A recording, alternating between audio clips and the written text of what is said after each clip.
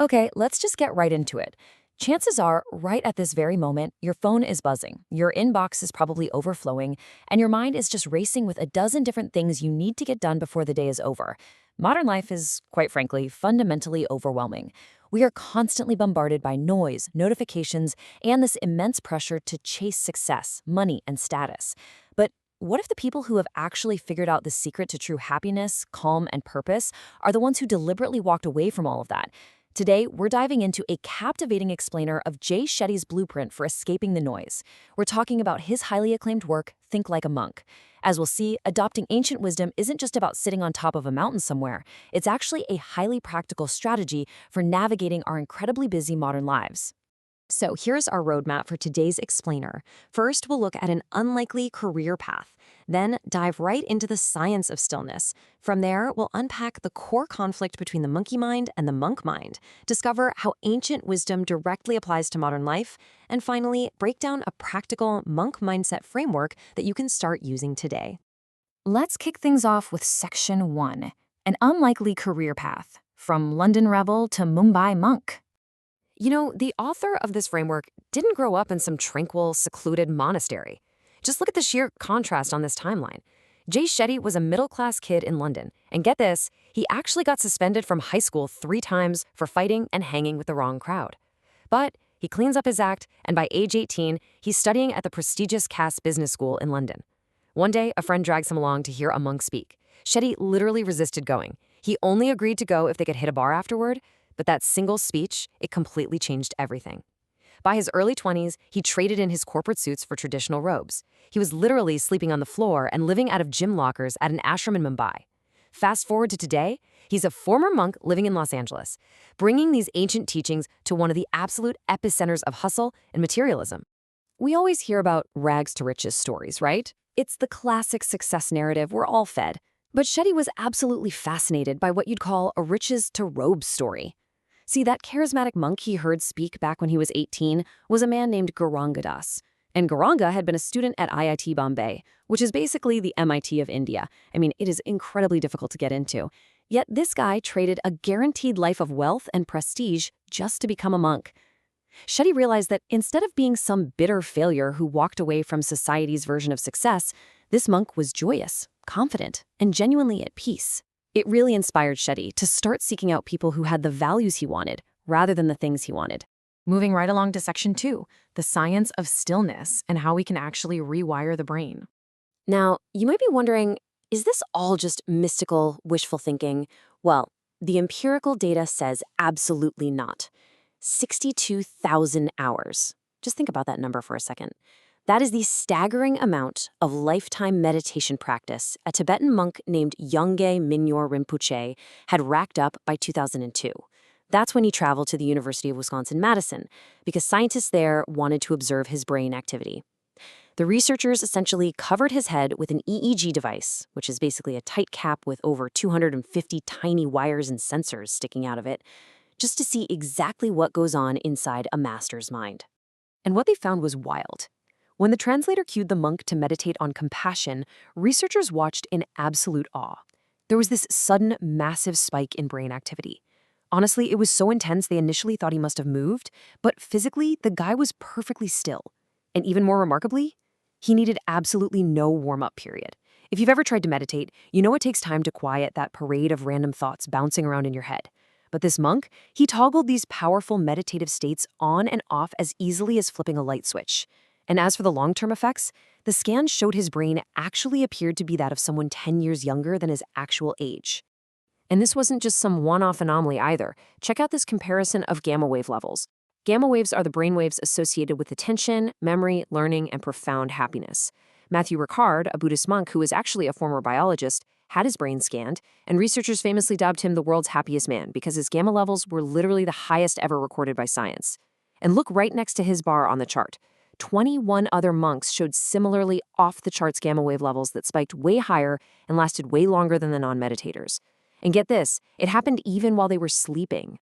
All right, let's look at Section 3, monkey mind versus monk mind, the core conflict. So what exactly are monks doing differently from the rest of us on a daily basis? Let's start with focus.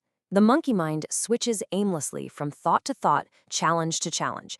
It gets completely overwhelmed by the multiple branches of a problem. You know the feeling. You're constantly putting out fires but never actually solving the core issue. The monk mind, however, elevates above all that noise. It's focused entirely on the root of the issue. Instead of getting hopelessly lost in all the symptoms, it digs down deep to find real clarity and meaning. And when we look at action, the contrast is just as stark. The monkey mind absolutely thrives on multitasking. It's always seeking short-term gratification, and it constantly complains, compares, and criticizes. It's highly reactive and, frankly, a bit entitled. On the flip side, the monk mind values single tasking. It is enthusiastic, determined, and patient, always looking for long-term gain and genuine solutions. It operates from a place of compassion and care rather than ego. This right here is the complete comprehensive breakdown straight from the source text. I highly encourage you to just pause for a second and scan these traits. Notice how the monkey mind is totally controlled by anger, worry, and fear, constantly scanning for temporary fixes. Meanwhile, the monk mind seeks self-control, mastery, and meaning. It commits to a mission. Shetty makes a really compelling argument here. Shifting from the monkey mind to the monk mind isn't just some nice ideal or a luxury for a weekend retreat anymore. It is a mandatory, absolutely necessary step if we actually want to survive and find calm in today's chaotic world. Which brings us to Section 4, Ancient Wisdom, Modern Life, the Timeless Manuals. So where do we actually get the instruction manual for making this monumental mental shift? Well, the philosophy Shetty studied is deeply rooted in the Vedas. The word Veda comes from Sanskrit, and it translates to knowledge. These ancient scriptures originated over 3,000 years ago in the region that is now Pakistan and northwest India. And much like Homer's epics, they were passed down purely through oral tradition for generations before finally being written down on incredibly fragile materials like palm leaves and birch bark. They contain hymns, historical stories, and most importantly, crucial advice for daily life. Out of this rich tradition comes the Bhagavad Gita, or Song of God.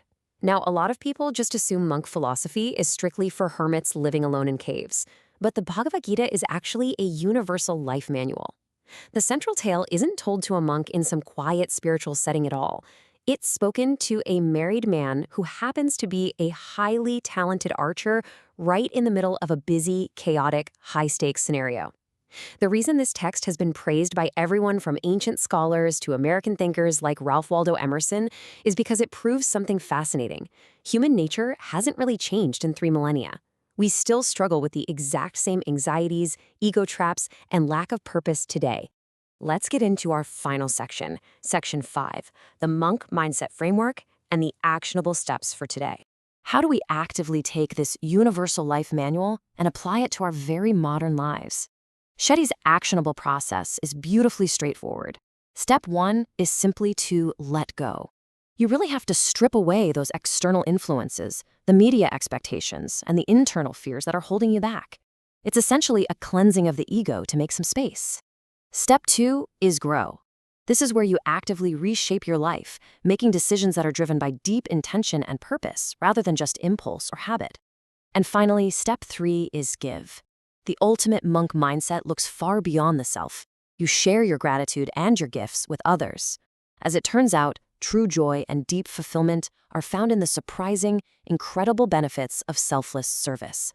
Now, to sharpen the mental tools needed for this kind of transformation, Shetty recommends 3 distinct types of meditation. First up is breathwork. This offers phenomenal physical benefits, helping you find stillness, balance, and immediate calm. Next is visualization, which provides powerful psychological benefits. It helps you heal past traumas and actively, intentionally prepare for the future. Finally, there is sound or chanting. This offers psychic benefits, helping you connect with your deepest self and the broader universe for genuine purification and grounding. But breathwork is really the absolute foundation of all of this. Shetty actually recalls his very first day of monk school. He was watching a 10-year-old child monk teaching a class of 5-year-olds. Shetty asked the boy what exactly he was teaching them. The boy replied that they were learning how to breathe. When Shetty asked why, the 10-year-old said something incredible. He said, "Because the only thing that stays with you from the moment you're born until the moment you die is your breath. All your friends, your family, the country you live in, all of that can change. But when you get stressed, what changes? Your breath. When you get angry, what changes? Your breath. When you learn to navigate and manage your breath, you can navigate any situation in life. It really is the one constant anchor we have through it all." Which brings us to our final thought. The goal of this explainer wasn't just to share an interesting biography or some fascinating brain science, as cool as that is. It's to give you a brand new lens for your daily life. The next time you are totally overwhelmed by an overflowing inbox, paralyzed by a major career decision, or even just frustrated sitting in traffic, I want you to pause, manage your breath, and ask yourself this single provocative question. How would a monk think about this? Shift away from the chaos of the monkey mind, focus on the root, and step into stillness. Thanks so much for joining me on this explainer, and I truly hope this sparks a renewed sense of purpose in your day.